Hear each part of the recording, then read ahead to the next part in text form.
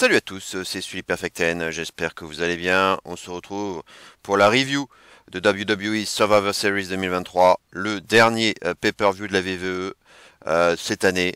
Donc c'est quand même un événement, un pay-per-view du Big Four, avec quand même un peu d'attente par rapport à certaines choses. Et deux Wargames, forcément des matchs où il y a beaucoup de choses qui se passent. Va falloir un petit peu se poser quelques minutes pour débriefer tout ça. Évidemment, il s'est passé d'autres choses. C'est forcément un élément dont on va parler. Sans plus attendre, je vais vous présenter, comme d'habitude, le graphique avec le poster. Le poster, tout d'abord, du show avec la note récapitulative, la note globale de ce show. J'en ferai un petit laïus et on ira ensuite plus loin dans les notes et les détails de chaque match. Voilà, donc déjà, je vais vous proposer le poster avec la note globale de ce show. Le voici. 3,5, voilà, ce sera la note globale de ce show que j'ai attribué. Un show forcément spécial pour la compagnie et qui, pour certains, revêtira un caractère historique. Si chacun des deux Wargames a su globalement répondre aux attentes, notamment en termes de spectacle et de storytelling, le show pâtit malheureusement de ces trois matchs de milieu de show bien plus weeklyesques et oubliables, avec un manque criant de suspense en dépit d'une qualité globale que je qualifierais de convenable.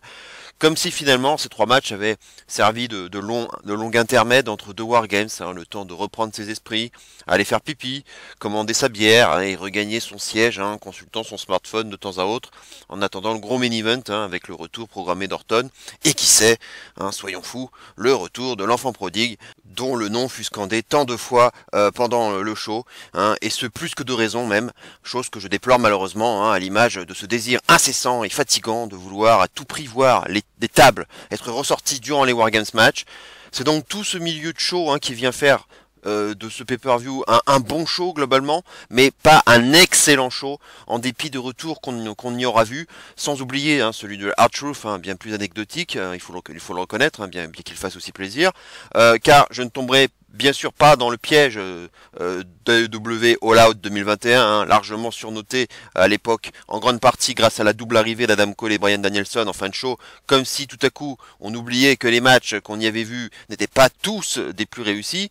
Eh bien l'analyse est évidemment la même pour ces Survivor Series, avec pas une réussite totale en termes de qualité des matchs et d'investissement émotionnel, mais aussi deux retours marquants en fin de show, pouvant être considérés comme historiques à la fois pour la compagnie et pour les fans eux-mêmes, mais très franchement, ce n'est pas ce qu'on aura vu dans les 3 dernières minutes du show qui va venir m'enflammer pour autant et faire grimper la note de ce show à 4 étoiles. Ce serait bien ridicule de ma part, et quand bien même je n'aime pas le catcheur qui apparaît à la fin, j'aurais dit la même chose pour un catcheur que j'aurais apprécié, un show qui, et c'est bien c'est bien ça qui me dérange, risque d'être pas mal éclipsé par le simple retour de ce petit homme de Chicago en seulement 2 minutes, éclipsant notamment le grand retour d'un Randy Orton qui méritait sans doute mieux que ça comme retour, et ce petit homme de Chicago n'est franchement pas le genre de retour que j'aurais espéré, loin de là, et c'est là que l'on sera forcément tous partagés à ce propos, chacun ayant le droit d'avoir la vie qu'il souhaite. Si tu kiffes ce retour en tant que fan de catch, eh bien tant mieux. Mais il y a aussi des gens qui, comme moi, sont tout sauf satisfaits de ce que je qualifierais comme terrible erreur de casting. Eh bien, moi aussi, j'ai le droit de penser à ça. Qualifiez-moi de rabat-joie, j'en ai rien à faire. Mais j'ai la conscience pour moi et je sais ce que ce type a fait dans sa carrière. Il suffit juste de s'arrêter sur son précédent run à l'EW pour s'en convaincre. J'ai très franchement, moi, de l'inquiétude pour la VVE après ce retour. Alors que Triple H était justement en train de rebâtir la maison en partant sur des basses scènes, pierre par pierre. Alors quel message tu envoies là à tes performeurs, eux qui vouaient en toi, Triple H, une confiance aveugle, une décision business sans doute, mais une décision utile, non, clairement pas. La VVE en avait tout sauf besoin, elle qui roule sur l'or plus que de raison et bénéficiait d'un roster largement suffisant en quantité et en qualité pour avancer. Ce n'est pas le retour d'un vétéran de 45 ans qui va révolutionner le catch, je le disais pour la EW, eh bien je le dirais bien évidemment aussi pour la VVE, et je dirais même surtout pour la VVE, d'autant plus qu'In-Ring, On l'a vu, ce n'est plus du tout celui qu'on a connu du temps de sa splendeur, hein, entre guillemets. Bref, j'ai déjà assez parlé sur ce résumé de show. Je reviendrai là-dessus lors de ma conclusion. Je vais passer à présent à mon traditionnel graphique hein, contenant les notes de chacun des matchs hein, avant d'entrer dans le détail de chacun d'entre eux. Donc on va voir maintenant le graphique. Le voici. Donc le Wargames féminin qui logiquement ouvrait le show 4 étoiles. Gunther contre le Miz 3 étoiles et demie. Escobar contre Dragon Lee 3 étoiles et quart. Rhea Ripley contre Zoe Stark 3 étoiles. Et enfin le Wargames masculin qui clôturait ce show et qui était donc le dernier match en PLE en 2023. 4 étoiles et quart. Voilà, maintenant on va rentrer maintenant dans le détail de chacun des matchs avec en gros ce que j'en ai pensé. Et on va commencer donc par l'opener, à savoir le Wargames féminin auquel donc j'avais donné la note de 4 étoiles. Hein. On rappelle les participantes, hein, Shotzi, Becky Lynch, Charlotte Flair, Bianca Belair contre Io Sky, Bayley, Asuka et Kairi Sane. Donc le plateau n'avait pas changé, on était bien sur un 4 contre 4, hein. Pas de cinquième fille ajoutée, contrairement aux hommes. Hein. De toute façon, je ne voyais pas d'autres filles s'ajouter au match. On notera un bel effort du côté de la Team Face hein, pour être assorti au niveau des tenues, hein, à savoir le rose et le noir. Hein, sauf Becky Lynch hein, qui détonne avec aucune trace de rose sur sa tenue, ce qui permet d'intelligemment raconter hein, la suite de ce qui s'était passé la veille à SmackDown lorsque Becky et Flair ont perdu en équipe face à Bayley et Asuka suite à une friture sur la ligne entre Becky et Flair qui a provoqué une petite explication post-match un peu tendue et le départ de Becky au vestiaire, laissant ses trois partenaires dans le ring. On avait donc une Becky pas franchement à 100% dans un esprit d'équipe à l'abord de ce match, hein, d'autant plus qu'elle est la seule à venir de Raw hein, dans cette équipe. Hein, elle a été la dernière fille, je dirais, récupérée dans cette équipe. Donc ça peut aussi expliquer un peu cette différence de tonalité au niveau des deux tenues, de sa tenue. À noter que suite au vote du public, hein, ce sont finalement les faces qui ont hérité de l'avantage numérique, hein, ce qui pouvait paraître logique. Deux des Force Women pour commencer, hein, savoir Bayley et Becky, hein, tout un symbole. Shotzi arrivera ensuite pour un passage globalement réussi, hein, malgré un dive où elle retombe sur la tête, pile sur la plaque de métal hein, située entre les deux rings.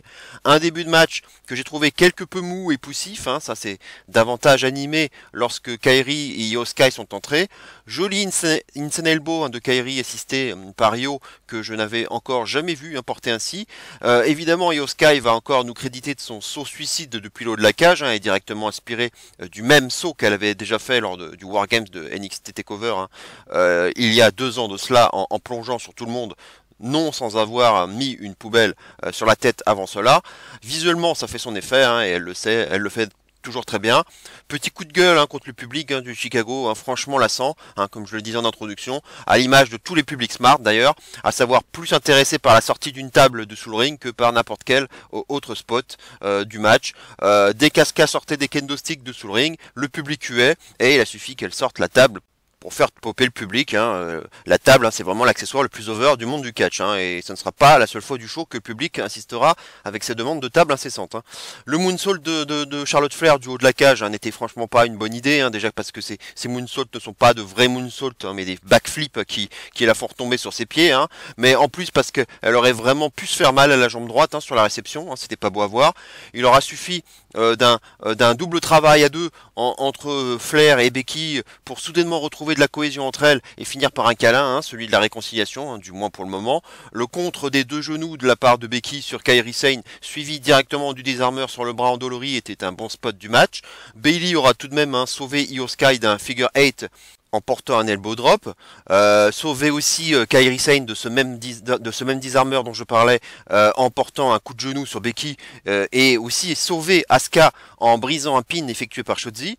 Là-dessus, je me dis que mon scénario d'une Bayley héroïne du match contre toute attente peut vraiment se réaliser hein, après ce triple sauvetage de sa part.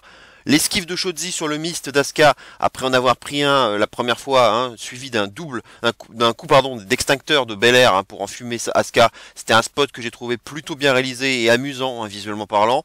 Et à nouveau Bayley hein, réalise un 4e sauvetage hein, en prenant un spear de Flair à la place de Kairi en guise de sacrifice.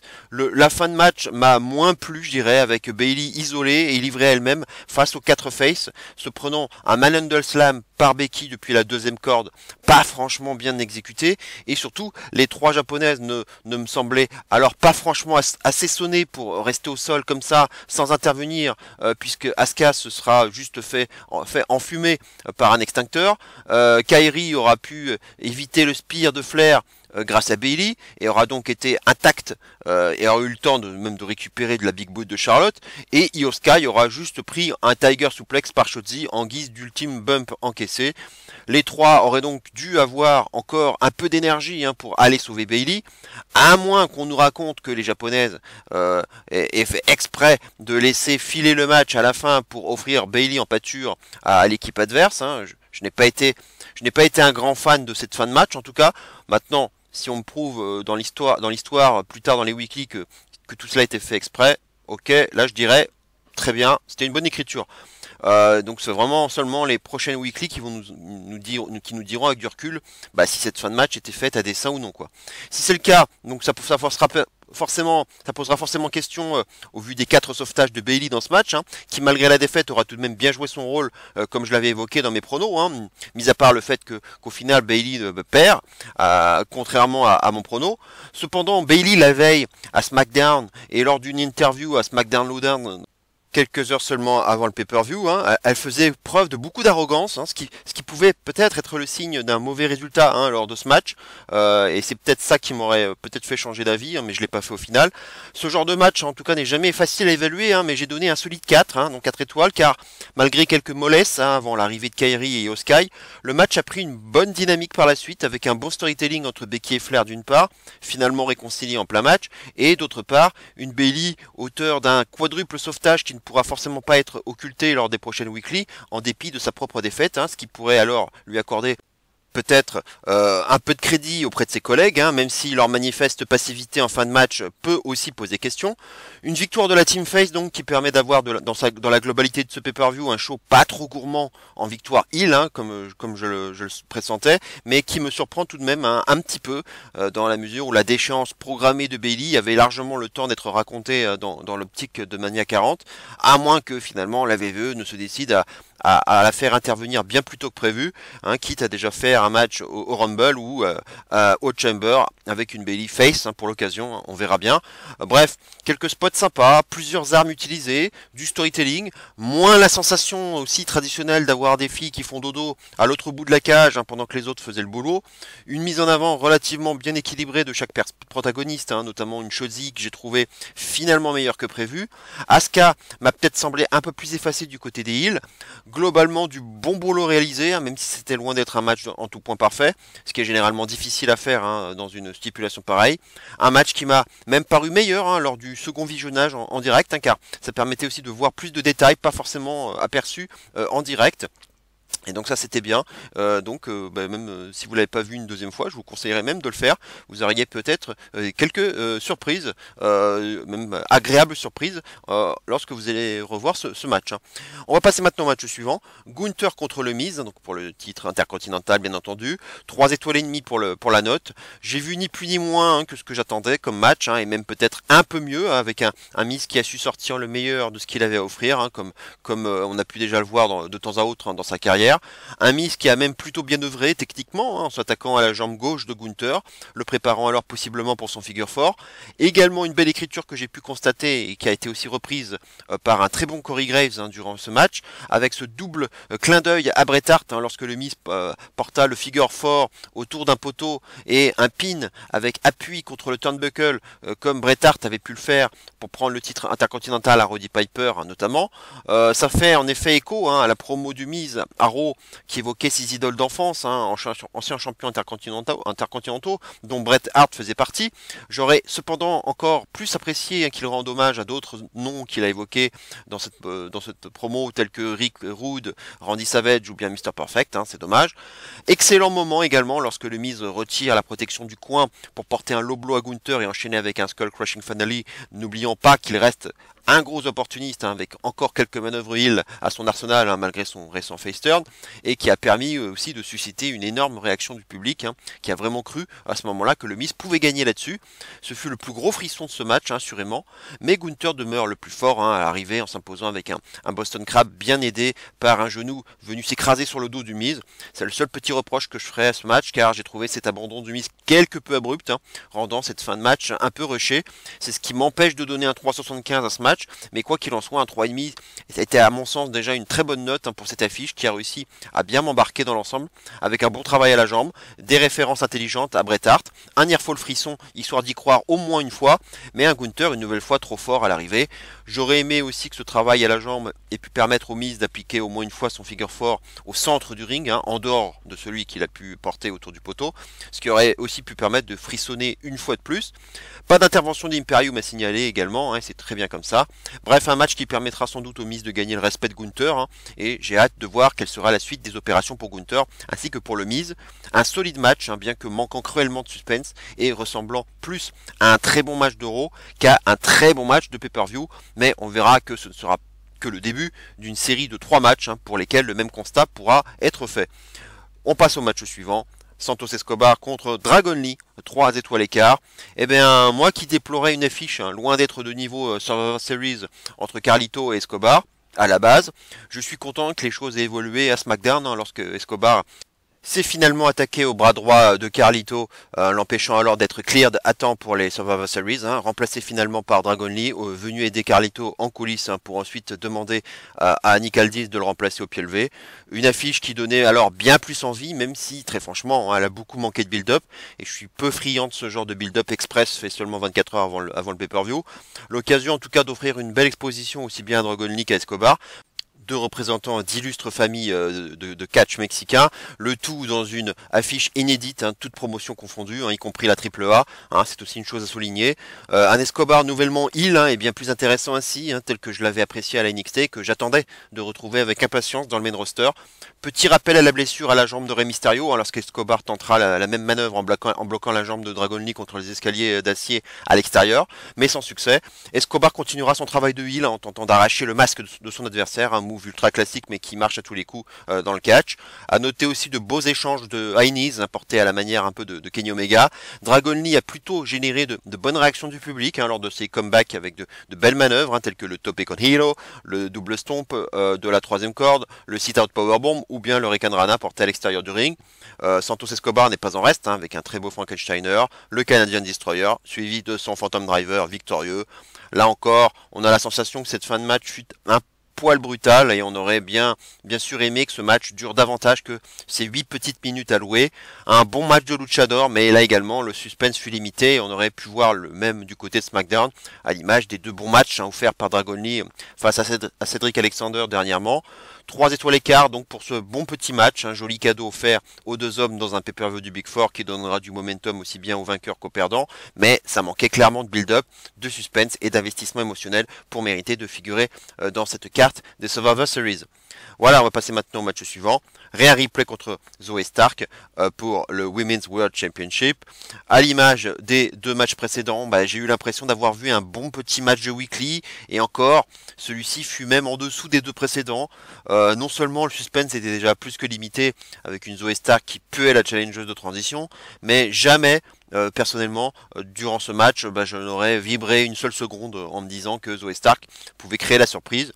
Stark est une bonne catcheuse, certes, elle a quelques bons moves à son arsenal, mais j'ai pas trouvé l'alchimie folle avec son adversaire, et le match n'aura duré que 9 minutes, donc laissant en fin de compte peu le temps de réellement s'investir et de monter en intensité, voire en epicness. Également pas d'histoire racontée pendant ce match, laissant le tout globalement assez fade, malgré une réalisation relativement propre. Un honnête match d'Euro, mais certainement pas un match de niveau pay-per-view, et encore moins d'un pay-per-view du Big Four. Le Riptide victorieux de Ripley arrivera lui aussi de façon assez abrupte, après avoir contré un Z360 de Stark. Merci d'être venu, et au revoir. Voilà, bref, je ne peux donner plus que 3 étoiles à ce match, pas mauvais en soi, mais assez terne et peu abouti dans l'ensemble, et le moins bon match de cette édition des Survivor Series 2023, à n'en pas douter. Voilà, maintenant on va attendre encore d'autres défis pour Rhea. Oh, évidemment, je pense à Nia Jax, hein, le match a toujours pas eu lieu, il est assez protégé. Et puis Becky pour plus tard, hein, plutôt pour Mania, je pense. Donc il y aura d'autres défis, ça c'est clair et net, mais j'attends quand même une défense un peu plus épique que celle-ci qui était franchement qui faisait vraiment très affiche de transition quoi. Voilà, on va passer maintenant au gros morceau, le main event, le Wargames masculin, en rappelant évidemment tous les participants donc au complet, hein, puisque la dernière fois dans mon morceau catch, dans mes pronostics, on en était resté à 4 contre 4. Sami Zayn, Seth Rollins, Cody Rhodes, Jey Uso et donc Randy Orton, sans surprise, face à Dominic Mysterio, Finn Balor, Damien Priest, JD McDonough et donc Drew McIntyre également sans surprise. Alors évidemment oui, comme je le disais dans ma vidéo prono, on en était resté à un 4v4, mais le fait d'avoir Drew d'un côté et Orton de l'autre est tout sauf une surprise, hein, c'était ce qu'on attendait au vu des diverses news qui avaient circulé ces dernières semaines. J'aurais personnellement attendu le jour J pour annoncer Orton, mais sans doute était-ce fait exprès pour nous faire croire que ce serait le gros retour de ce pay-per-view tout en cachant un retour encore plus gros en mode écran de fumée, hein, dont on parlera bien sûr tout à l'heure, et dont j'ai déjà un petit peu parlé tout à l'heure aussi dans l'intro. Cependant, un mystère planait autour de la participation d'Orton, hein, qui ne s'est pas présenté lorsque le match a démarré. C'est vrai qu'on l'avait pas vu non plus à Raw, ce qui suscitait en coulisses l'inquiétude de ses partenaires, hein, hormis celle de Cody, hein, qui a tenté de rassurer du mieux possible ses partenaires. Mais je le voyais mal Orton se faire remplacer, hein, quoi qu'il en soit, car on ne peut pas nous dire que Orton est de retour comme ça 1 an et demi après, hein, si c'est pour ne pas se pointer à l'arrivée. Hein. Un public de Chicago à nouveau pas très inspiré lorsqu'il scande le nom du petit homme local, alors que le match venait à peine de commencer, hein, entre Balor et Rollins, hein, donc c'est pas de très bon goût. À noter que les Heels avaient pris l'avantage numérique, hein, lorsque McIntyre avait battu Jey Uso à Raw, hein, c'était le pronostic que j'avais fait, hein, lors de mon dernier Manso Catch, puisque du coup je me disais qu'en prenant l'avantage numérique ça allait être peut-être plus favorable au face. Ça fonctionne pas toujours, hein, on l'a pu voir dans l'opener d'ailleurs. L'entrée de JD McDonough par la suite ne permet toujours pas d'emballer encore ce début de match. Il faudra attendre l'entrée de Jey Uso pour impliquer davantage de public, hein, venu enfin remplacer les chants du petit homme de Chicago par des hits à chacun des coups portés par Jey Uso, hein, sur ses adversaires. Premier élément de storytelling intéressant lorsque l'on voit Drew parti pour entrer à son tour, hein, ce qui était logique, hein, vu que sa cible principale et la raison pour laquelle il était dans ce match, à savoir Jey Uso, venait d'entrer dans le ring juste avant lui. Mais Damien Priest, hein, en leader, le retient et lui dit de s'en tenir au plan, hein, prenons alors la place de Drew dans le ring. Donc on sent un Drew frustré. Et même avant le début du match, on voyait beaucoup de regards entre Priest et Drew. Hein. Un plan donc qui semble plutôt bien fonctionner, hein, pour le Judgment Day, avec un Priest à son avantage lors de son entrée, permettant aux Heels de prendre le dessus sur leurs adversaires. Grosse pop évidemment pour Sami Zayn, hein, lorsqu'il fera entrer une table dans le ring lorsque ce fut son tour d'intégrer le match. L'entrée de Drew fut logiquement très percutante, hein, et bien évidemment on attendait son duel avec Jey Uso que Drew va assez aisément dominé, mais il se prendra tout de même un Wendy avec l'assistance de Sami Zayn.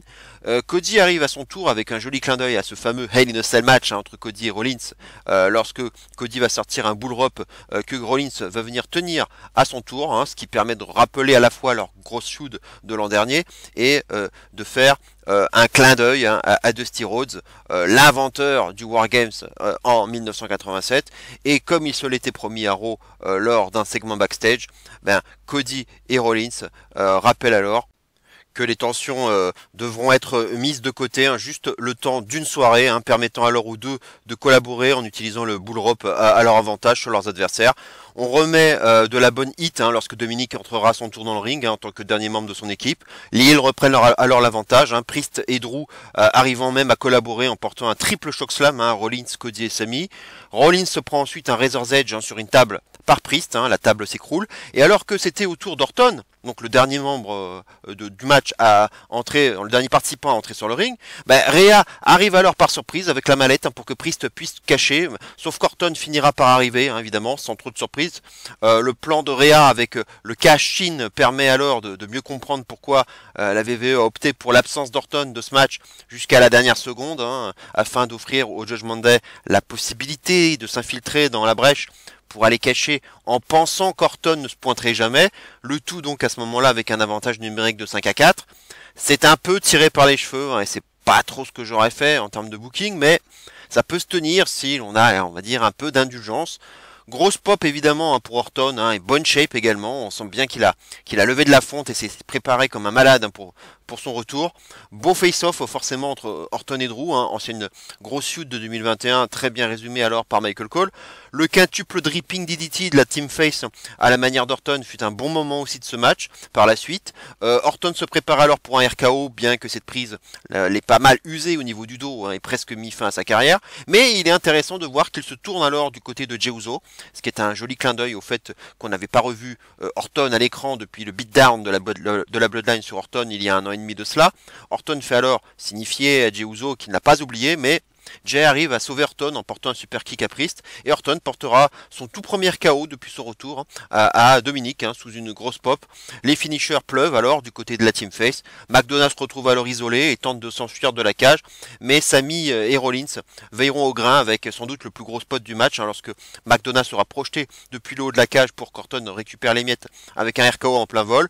Très joli move, hein, bien que j'aurais préféré qu'il le cueille d'un peu plus haut, mais je chipote un peu sur ce coup-là, je le reconnais. Hein. Et pour finir, en hommage à la Legacy, Orton offre Priest en pâture à Cody, hein, son ancien frère d'armes, pour le Crossroads de la victoire. Victoire qui me paraissait logique de la part de la Team Face, d'autant plus que c'était la seule victoire Face que je voyais dans ce pay-per-view, surtout histoire de clôturer aussi le pay-per-view sur une bonne note. Avec le retour d'Orton, à l'image de celui de Becky Lynch l'an dernier, je voyais mal la Team Face ne pas s'imposer, même si je suis un peu surpris qu'Orton ne finisse pas le match, mais le fait d'avoir filé la victoire à Cody se raconte aisément, un peu à l'image de Sami venu offrir la victoire à Jey Uso l'an dernier, hein, qui est également tout un symbole. 4 étoiles écart donc pour ce match, agréable, bien raconté dans l'ensemble, avec de beaux spots et des rencontres qui forcément donnaient lieu à beaucoup de storytelling et donc d'investissement émotionnel. Les tensions intestines ont bien été montrées à l'écran, hein, tout comme les collaborations juste pour un soir. Hein. La tentative de cash-in fut une belle surprise, même si je l'ai trouvé quelque peu capillotracté et qu'on mettra surtout ça sur le compte d'une facilité scénaristique qui, je pense, arrangeait bien les bookers. Comme pour les filles, je suis aussi content que certaines carences traditionnelles des Wargames aient été gommées, comme le fait de laisser des cadavres inanimés à l'autre bout de la cage pendant plusieurs minutes avant de les revoir plus tard. Ici, on a davantage vu d'animation de la part de tous les hommes en place, sans trop prendre le temps de faire dodo. Ça donnait plus de liens à l'ensemble, chose difficilement réalisable en général hein, dans des matchs où plusieurs catcheurs sont impliqués. Le fait que Priest prenne le pin était une grosse possibilité hein, et forcément ça aura de grosses répercussions au sein du Judgment Day, hein, d'autant plus qu'il était le leader du clan hein, pour ce Wargames. Il sera donc forcément tenu pour responsable et ça amorcera possiblement la fin progressive de sa collaboration dans le groupe. Un retour d'Orton sympa aussi hein, et de seulement quelques minutes qui lui permet aussi de ne pas trop se dépenser pour son retour. C'est aussi je pense quelque chose d'intelligent je pense. Maintenant bon bah on va bien sûr devoir parler du gros sujet qui fâche, hein, de l'elephant in the room, hein, la chose que je n'osais croire possible malgré les rumeurs et les coups de troll incessants, le fameux coup des crédits hein, de fin de show que Triple H adorait nous faire lors des takeovers de la grande époque et qu'on n'avait plus vu depuis longtemps. Bah oui, personne n'était prêt. Le thème de Cult of Personality résonne. On voit personne arriver, et puis évidemment ça prend son temps, le public devient fou. La personne en question se pointe. L'instant ne dure pas longtemps, ne dure que 2 minutes. Et ça y est, c'est fait quoi. C'est fait, ils l'ont fait, ils ont osé. Triple H a osé, Nick Khan a osé, parce que voilà, on a bien pu lire, notamment de la part de Fightful, qui est une source fiable, que c'est Nick Khan et Triple H qui ont beaucoup œuvré pour ce retour, que ça s'est fait vraiment dans une semaine avant, et enfin les discussions ont commencé une semaine avant, mais que les choses se sont actées vraiment quelques heures avant le show, et que même les protagonistes du main event ont été vraiment avertis juste avant le match, quoi. Au tout dernier moment, ça a été un secret bien gardé, ça c'est sûr. Maintenant, bon, bah, je l'ai un peu dit en introduction, est-ce que c'est une bonne idée ? Évidemment, moi je l'ai déjà dit sur ma chaîne, je l'ai déjà dit à plusieurs reprises, que c'est une énorme connerie et que c'est probablement l'une des plus grosses conneries que la VVE n'ait jamais faite depuis peut-être même depuis toujours. Et c'est peut-être la seule fois où je vais exceptionnellement là regretter le départ de Vince, parce que je pense Je pense que ça ne serait pas arrivé tant que Vince aurait été là, parce qu'on sait qu'il n'apprécie pas cette personne, et inversement d'ailleurs. Et j'ai bien du mal, franchement, à avaler ce retour comme ça, tranquillement, comme si de rien n'était, quand tu vois quand même que ce gars, lorsqu'il a fait ne serait-ce que ses débuts, ses tout débuts chez All Elite, dans cette fameuse promo de Rampage, il avait quand même dit qu'il avait abandonné le catch professionnel en 2005, hein, donc au moment où finalement il avait rejoint la VVE, hein, et il avait aussi quand même précisé que la VVE, enfin sans citer la compagnie, mais on avait très bien compris qu'il s'agissait de la VVE, c'était quand même l'endroit qu'il avait rendu malade, hein, en premier lieu, hein, en disant si vous pensiez que j'allais pas me remettre d'aplomb, on va dire, au niveau de ma santé, physiquement, mentalement, et spirituellement ou émotionnellement, bah, en restant, comme il le disait justement, au même stade que celui dans lequel j'étais lorsque la compagnie m'avait laissé malade, m'a rendu malade. Donc c'était ces mots quoi qui sont forts et c'était quand même une grosse aussi une grosse pique envers la VVE. Donc revenir comme ça, la queue entre les jambes, franchement, dans cette compagnie qu'il a énormément critiqué, j'ai vraiment beaucoup de mal à digérer ça. Quand bien même il y a eu des discussions avec Triple H, que Triple H, Nick Khan, voilà, forcément tous ces mecs-là, ils ont donné leur accord pour qu'ils viennent, avec un contrat visiblement de plusieurs années, on n'a pas encore beaucoup de précisions, mais quand tu vois toute sa carrière et toutes les merdes qu'il a provoquées à chaque fois, ça ne se passait jamais bien, jamais bien. Il suffit de voir donc ce dernier run chez All Elite qui a été une catastrophe, il y a eu des suspensions. Et il est encore parti sur une bagarre avec Jungle Boy. Donc à un moment donné, il faut quand même ouvrir les yeux et se dire que ce type est toxique, que ce type est nocif et qu'il n'a plus rien à faire dans le catch. Et que je l'avais déjà dit, je ne voulais plus le voir dans le catch et dans aucune compagnie, aucune. Et s'il y en avait bien une où je le voyais vraiment pas revenir, c'était bien VVE. Et je suis extrêmement déçu que un type comme Triple H, parce que il faut le dire, il a forcément son rôle à jouer là-dedans. Et je suis déçu qu'un homme comme Triple H ait autorisé ce retour et ait permis ce retour. C'est pas pour moi le style de la maison. Je sais que ce n'est pas qu'un enfant de cœur, parce que oui, on voit qu'il a beaucoup d'amour pour ses performeurs. Ça, on le sent. Ça, il aime ses performeurs, il n'y a aucun souci là-dessus.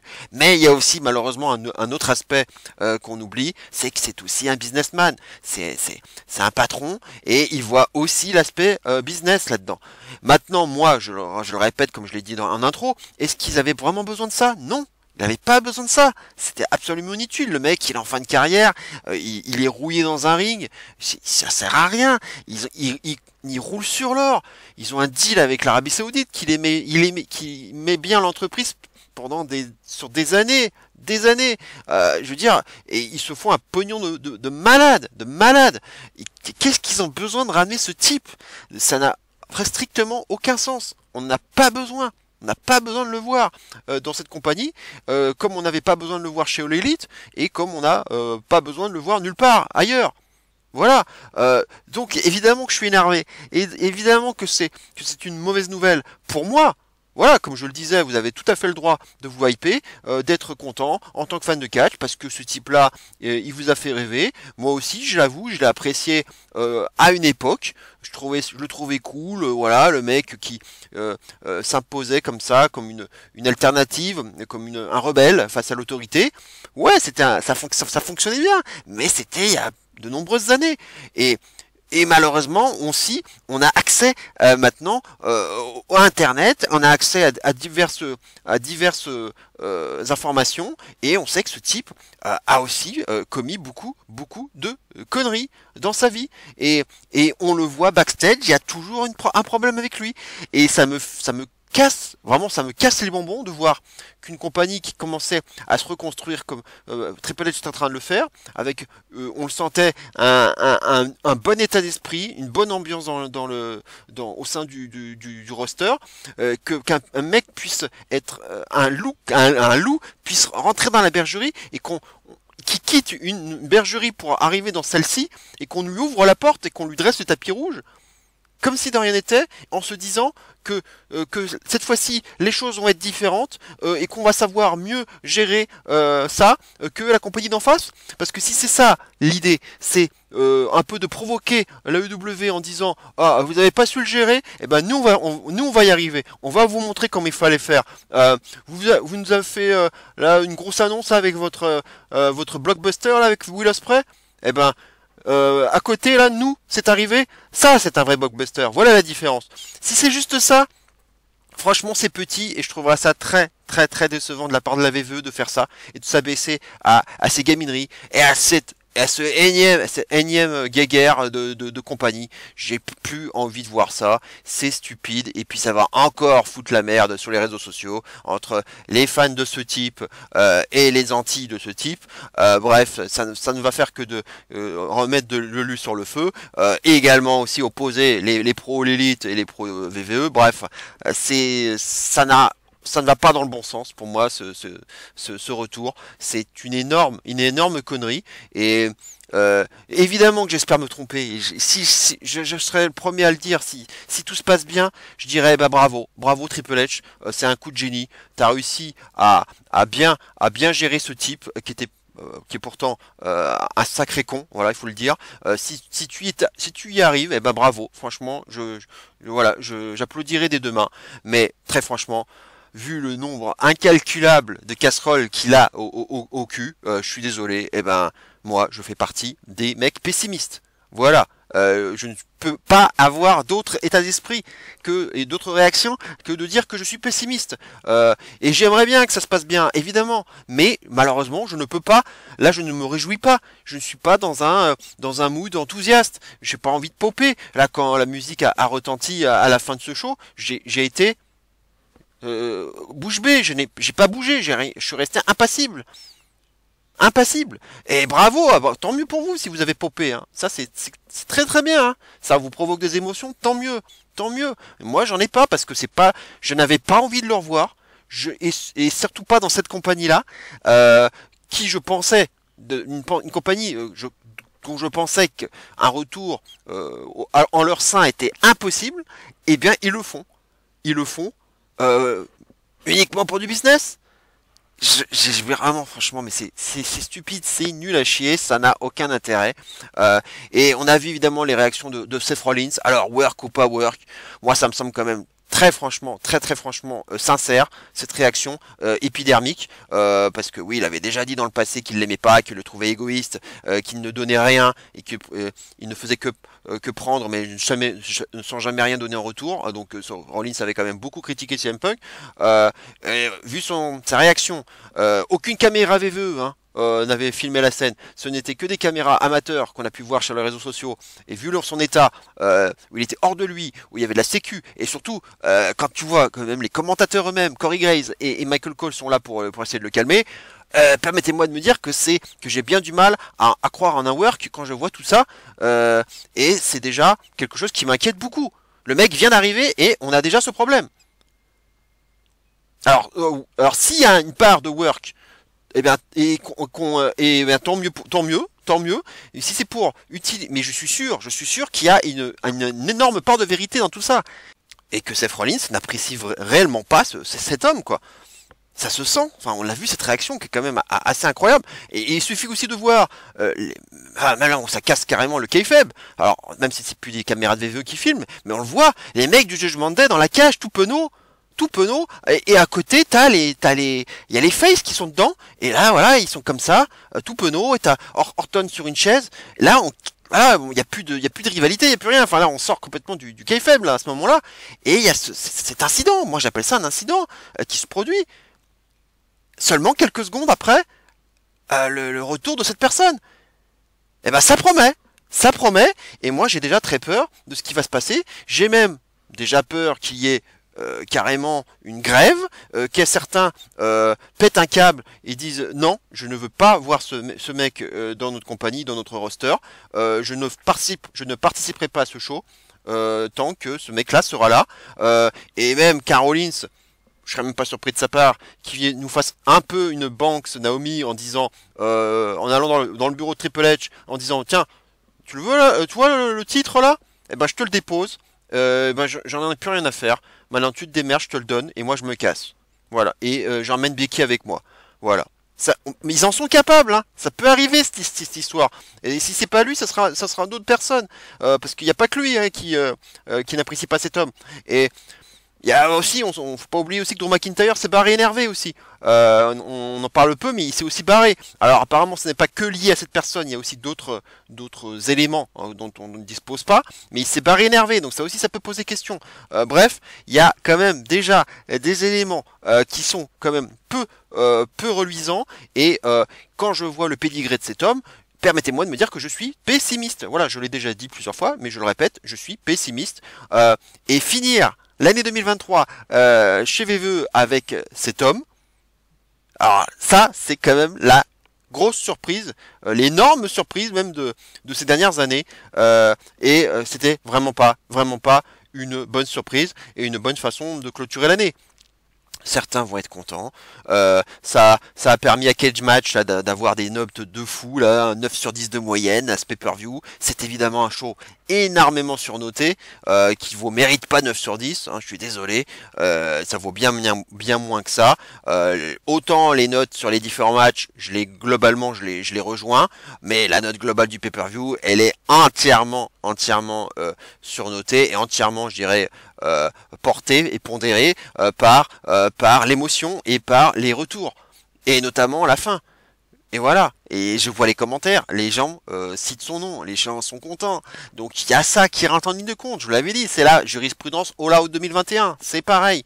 Le show est loin d'être parfait en soi, mais c'est pas grave, on a eu les retours qu'il fallait à la fin, l'émotion, et voilà, et du coup le show, tout à coup, il récolte une grosse note. Pas du tout mérité, mais voilà, on réagit à l'émotion, on réagit à chaud, comme ça. Voilà, donc moi j'essaye d'être le plus neutre possible et de pas réagir comme ça sur de l'instant.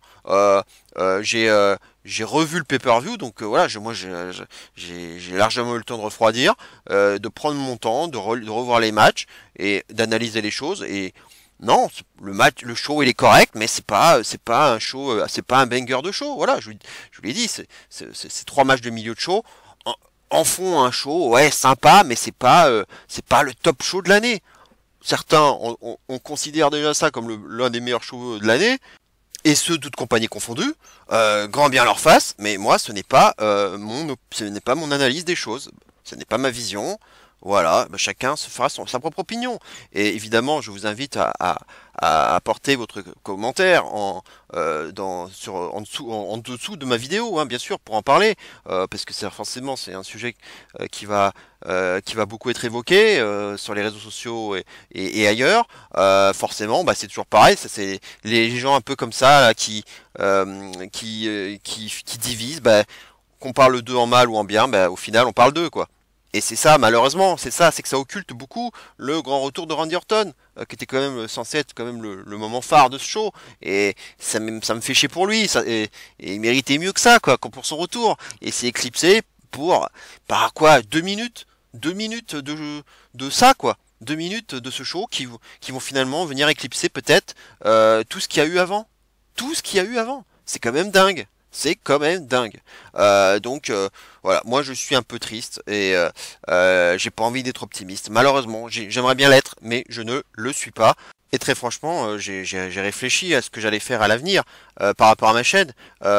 J'hésitais à continuer à vous parler de VVE tant que cet homme serait présent dans la compagnie, mais j'ai pas envie d'arrêter juste pour un connard. Je suis désolé de le dire, juste pour cette personne-là. Donc tout ce que je vais faire, je pense que ce que j'envisage de faire, c'est de continuer à parler des shows, à faire mes pronostics, mais tous les matchs dans lesquels il sera impliqué, je les boycotterai. Je n'évoquerai pas dans les pronostics et dans les reviews les matchs dans lesquels il sera impliqué, tout simplement. Alors en dehors des matchs à plusieurs, hein, les matchs type Royal Rumble, Elimination Chamber ou Money in the Bank, ça je continuerai à en parler, mais je ferai comme si cette personne n'existait pas. Je ne citerai pas son nom. je ne parlerai pas de ce qu'il a fait dans le ring. Même s'il gagne le match, je ne citerai pas son nom. En fait, ce mec n'existe pas pour moi, et c'est comme ça que je procéderai sur mes prochaines vidéos. C'est comme ça, quand je dis quelque chose, je le fais et je vais jusqu'au bout. Pour moi, cet homme n'existe pas et je ne citerai jamais son nom. C'est comme ça. Et il en sera ainsi tant que cet homme sera dans cette compagnie. Voilà, j'attendrai tranquillement qu'il se fasse virer comme souvent dans sa carrière. Voilà. Bref, voilà, j'en ai fini avec cette vidéo. Bah, j'espère que cela vous plaira quand même. Hein. Voilà, moi j'ai dit franchement les choses. La prochaine vidéo, bah, ce sera le morceau catch, hein, le dernier de l'année. Alors normalement, je pense que ce sera plutôt le 17 décembre, donc normalement dans 3 semaines. Là, bon, il y a moins d'urgence, il n'y a pas de pay-per-view à pronostiquer, hein, parce que là, on est plus maintenant sur la fin d'année où on a passé le plus dur, on va dire. Donc, on va se poser tranquillement. On reviendra peut-être sur les premiers éléments et les premières retombées de ce retour.